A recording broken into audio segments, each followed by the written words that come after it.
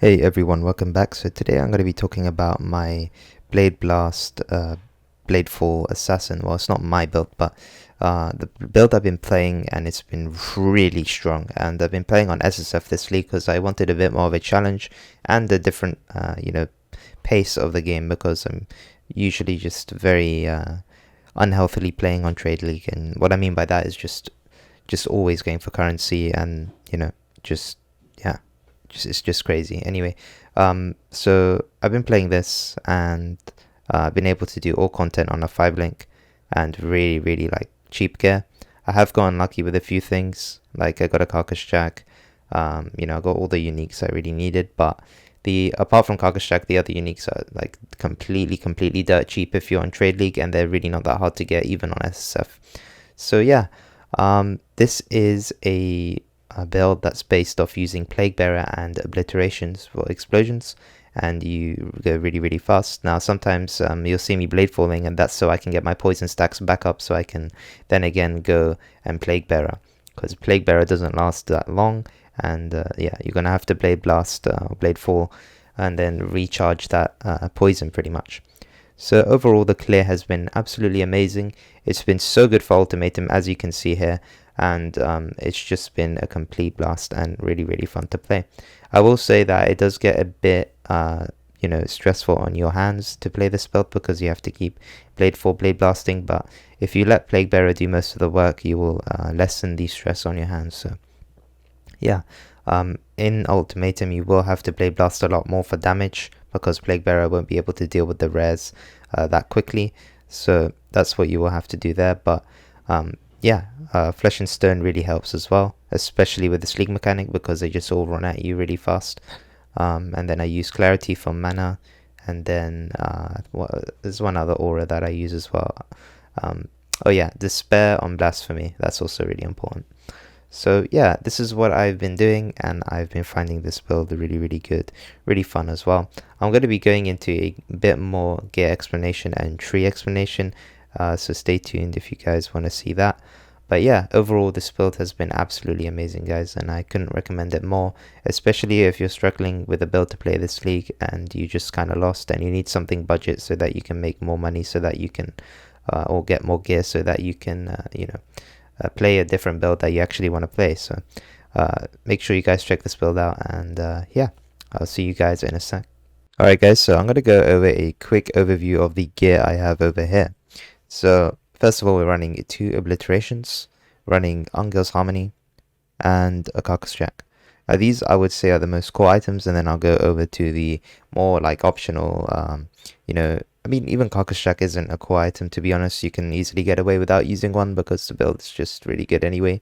But yeah, so Obliterations we run because of the explosions. Explosions are really good for us, and as you can see in the preview, we're just exploding loads of packs with Plague Bearer, so that is how that's working. And Plague Bearer over here, we're running with item rarity, but ideally you want an Enhance or an Empower for the Plague Bearer.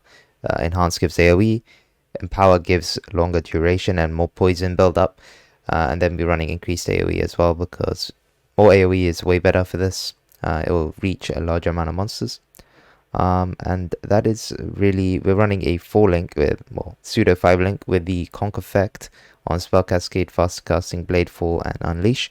The reason we're running level 1 Blade Fall and level 1 Spell Cascade is because more levels on Spell Cascade gives you more area of effect. I think the less area of effect goes like down or whatever, so we leave that at level 1, and I think Blade Fall also gains something with levels, so that's why we just leave it at level 1. And yeah, the reason we're running Shadows and Dust is because it gives Rampage and Unholy Might when you get Rampage, which is really strong for this build. Unholy Might gives Fizz's extra Chaos, which is really strong for us, and the Rampage is really good for Ultimatum. You just get loads of move speed and damage, and it's really good. Links for Blade Blast, but as you can see, we're on a 5 link, which is, pretty damn good. Like what content we can do, pretty much do all content. Single target is not the not the best, but on a 5 link it is pretty damn good. So Blade Blast 21 is pretty standard. poison, unbound ailments, deadly ailments, vile toxins, and as a 6th link, you can run void manipulation if you have a 6th link. We're running Withering Step in this spare socket. Withering Step is really good. Allows us to inflict Wither, and we don't need to run Wither Totems. Now, obviously, Wither Totems are more powerful, but we don't have the slots for it, and Wither Totems kind of suck, in my opinion. I just hate putting them down and they just die instantly, so that really, really sucks. And then, yeah, the rest is just rares. So, Vermilion Ring, Ruby Ring, nothing special. Got a bit of cast speed on here, which is nice. And yeah, just standard, really, really standard gear and Stygian Vice with Abyss Jewel.